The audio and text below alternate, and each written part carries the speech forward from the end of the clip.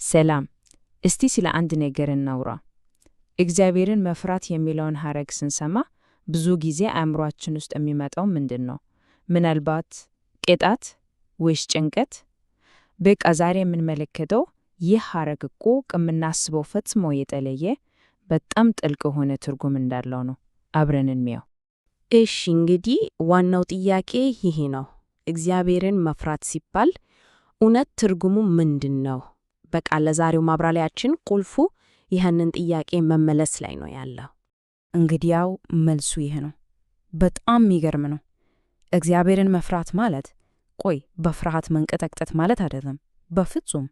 ይልቁንስ ክፋትን አውቆ በንቃት መጥላትና መቃወም ማለት ነው። ይህ ብቻውን እኮ ሙሉ አስተሳሰባችንን ነው የሚቀይረው። በጣም ጥሩ።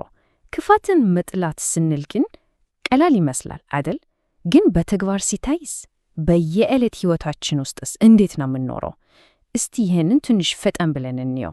ያው ክፋትን መጥላት ማለት ዝም ብሎ ከትልልቅ ወንጀሎች መራቅ ብቻ አይደለም።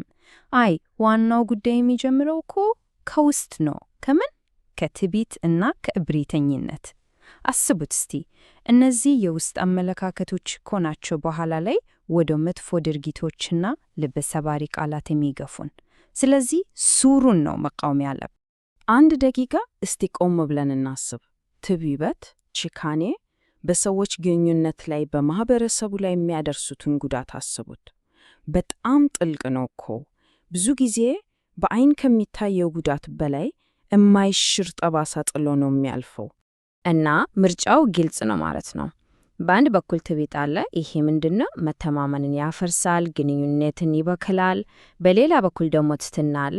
ይሄ ደግሞ ለመልካም ነገር ያለንን አቋም ያሳያል፣ ትክክለኛውን እንድንመርጥ ይረዳናል። በየቀኑ የምርጫ ፊት ለፊታችን ይመጣው።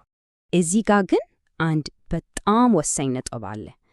ዋናው ነገር በጥላቻ ስሜት ውስጥ መስመጥ አይደለም፣ በፍጹም። ይልቅንስ ትኩረቱ ክፋትን ብሎ መልካሙን ነገር በንቃት መምረጥ ላይ ነው።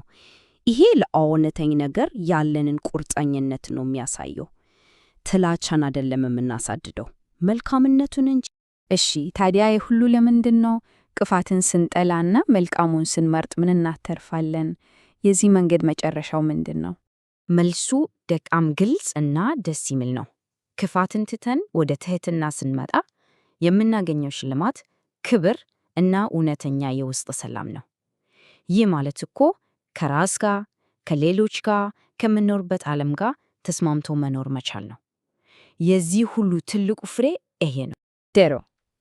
ታዲያ ይህ ሁሉ ሐሳብ ከየት ነው የመጣው? መሰረቱስ ምንድን ነው? አሁን ለዚህ ማብራሪያችን መሰረት የሆነውን ጽሑፍ እንመለከታለን። እንግዲህ የዚህ ሁሉ ሐሳብ መሰረት ምሳሌ 8 ቁጥር 13 ላይ ነው ያለው። ጥቅሱ ምን ይላል? ለእግዚአብሔር እውነተኛ አክብሮት ማሳየት ማለት በሁሉም መልኩ ከክፋት መራቅ ነው ይላል። በቃ ይሄ ነው የትንታኔያችን መልህቅ። እንግዲያው ይህንን ማብራሪያ ስንዘጋ ይህንን ጥያቄ ይዘን ጨርስ።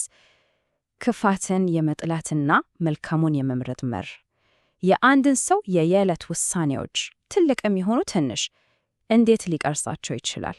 በዚህ ሐሳብ ላይ ማሰላሰሉ በጣም ወሳኝ ነው።